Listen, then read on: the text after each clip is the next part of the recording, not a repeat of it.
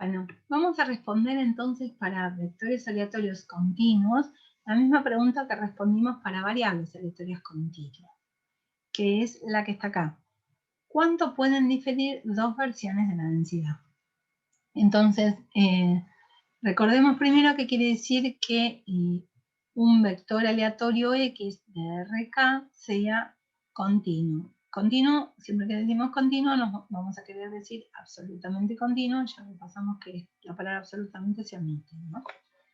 Bueno, ¿cuándo es continuo? Cuando existe una función f de RK en los positivos, una función boreliana, que integra 1, o sea, es positiva e integra 1, y a la que vamos a llamar función de densidad de x. ¿Cuándo la vamos a llamar función de densidad de x? ¿O qué vamos a hacer con esta función? Bueno, si nos interesa calcular la probabilidad de que el vector x pertenezca a un conjunto boreliano de RK lo que vamos a hacer es integrar esa función de densidad. Para calcular la probabilidad de que x pertenezca a, vamos a calcular la integral de esa función f sobre el conjunto A, en RK, es una integral k-dimensional. Entonces, todo lo que nos interesa de la función de densidad es cuánto vale su integral en distintos conjuntos borelianos de RK. Por lo tanto, dos funciones podrían ser diferentes. La pregunta precisa sería esto: ¿cuánto podrían diferir entre sí dos funciones f y g para que ambas sean densidades del vector x de k coordenadas? Podrían diferir en un punto, como vimos en el caso de las variables continuas, porque cambiar la función en un punto no cambiaría sus integrales sobre todo conjunto boreliano. La respuesta acá es la misma que veíamos en el caso de una variable aleatoria continua.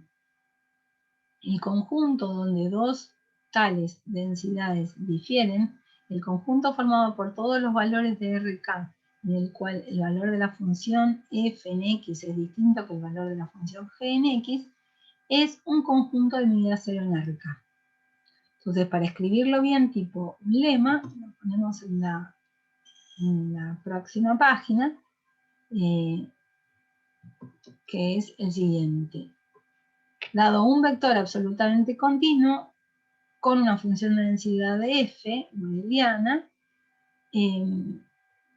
si es una función de densidad, se sobreentiende que integra 1, entonces la función g, también con codominio en los positivos, que integra 1, es otra función de densidad para x, si y solo si el conjunto donde discrepan es un conjunto de medida cero en RK. Y eso es lo que nos habilita a llamarla la función de densidad del vector x. O sea, las funciones de densidad de un vector absolutamente continuo están definidas salvo por un conjunto de medida cero en RK. Y también tenemos el otro resultado análogo al que vimos en R, que es el siguiente. Si dado un vector k-dimensional continuo y un boreliano, o mejor dicho, para todo boreliano de RK de medida nula, vale que la probabilidad de que x pertenezca a E es 0. Entonces, ¿para qué sirve este resultado? Bueno, podemos usar este lema para descartar que un vector dado sea absolutamente continuo. Por ejemplo, si encontramos un boreliano de medida nula sobre el cual la probabilidad no es 0, entonces no será un vector absolutamente continuo. Esto lo vamos a hacer en el ejemplo 5 o 6 más adelante.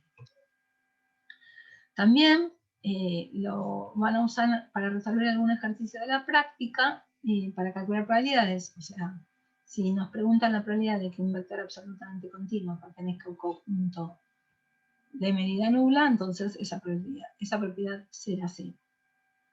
Y también lo vamos a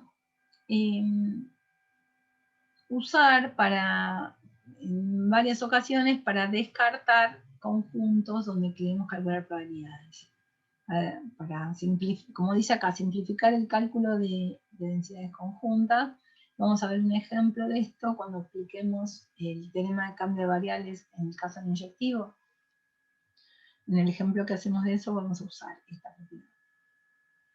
Entonces, para que esta propiedad sea una propiedad útil, vamos a repasar la definición de conjunto de medida 0 en RK. La vimos cuando vimos conjunto de medida 0 en R, pero la vamos a repasar ahora.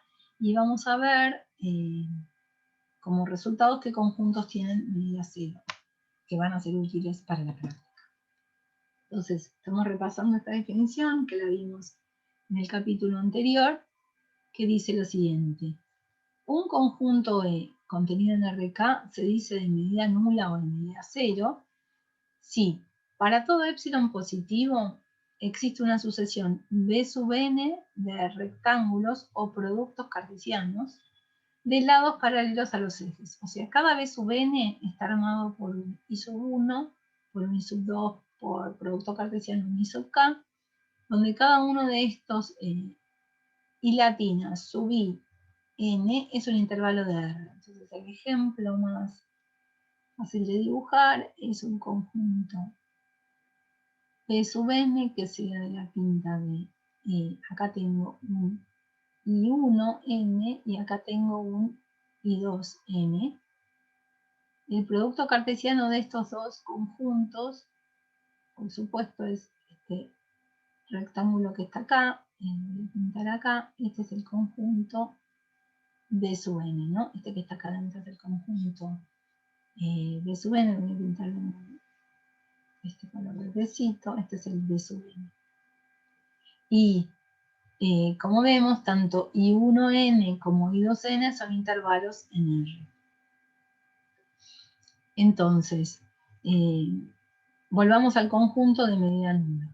Dado un epsilon, existe una sucesión B sub n de rectángulos. Acá es un rectángulo en dimensión 2. En general será un rectángulo de dimensión k, el producto cartesiano de k intervalos, de modo tal que E esté contenido en la unión de estos B sub n. Y además, cuando uno sume los volúmenes de cada B sub n, esto nos va a dar más chico que epsilon. Ahora, estas dos barras alrededor del B sub n es, como está explicado acá, el volumen del conjunto B sub n, que está dado por el producto de las longitudes de los intervalos. En este ejemplo de acá, el volumen del B sub n en cuestión será la longitud del I1n por la longitud del I2n. ¿Bien? Es el análogo en RK. Muy bien. Van a trabajar con conjuntos de medida 0 en análisis real, en teoría de la medida, y ahí van a probar, o van a estudiar, bueno, también van a probar que varios conjuntos tienen medida 0. Entonces, en análoga, el caso análogo a lo que vimos para R, todo conjunto numerable tiene medida 0, aunque no son los únicos, ¿no? En RK hay unos conjuntos de medida 0 más interesantes. Por ejemplo, si uno tiene una función continua de RK en R, su gráfico, por supuesto, va a estar contenido en RK más 1. Va a estar compuesto por los pares ordenados de la primera coordenada en RK y la última coordenada, qué lindo que lo puse acá. Esto es G de la función G, que a cada X es el gráfico de G. Ahora sí está bien. El gráfico de G está compuesto por los puntos. La primera coordenada es una X en RK y la segunda coordenada es G de SX. Por lo tanto, el gráfico va a estar metido en RK más 1. Este es un subconjunto de RK más 1 que tiene medida 0. Entonces, ¿qué conjuntos son interesantes? Por ejemplo, una recta en R2 o un plano contenido en R3 tienen medida 0, porque podemos pensar qué función, en el caso de la recta contenida en R2, la podemos pensar como el gráfico de una función de R en R lineal, y en el caso de un plano contenido en R3, lo podemos pensar como el gráfico de una función de R2 en R. Estos dos tipos de conjuntos tienen medida 0. Y también tiene medida 0 la imagen de una curva, gamma de A, B en R, de una curva de clase C1 que, bueno, la imagen está compuesta por estos puntos, con los que se mueve el intervalo AB. Esto es un subconjunto de R2. Y entonces, por ejemplo, una circunferencia en R2 también tiene media cero. Esto, insisto, estos resultados nos van a probar en análisis real, pero los podemos usar en esta materia. No, lo que vamos a usar en esta materia no es más complicado que estos conjuntos de medida cero. Y como ven, los conjuntos de medida cero son mucho más interesantes en algún R2 o R3 que lo que son en R.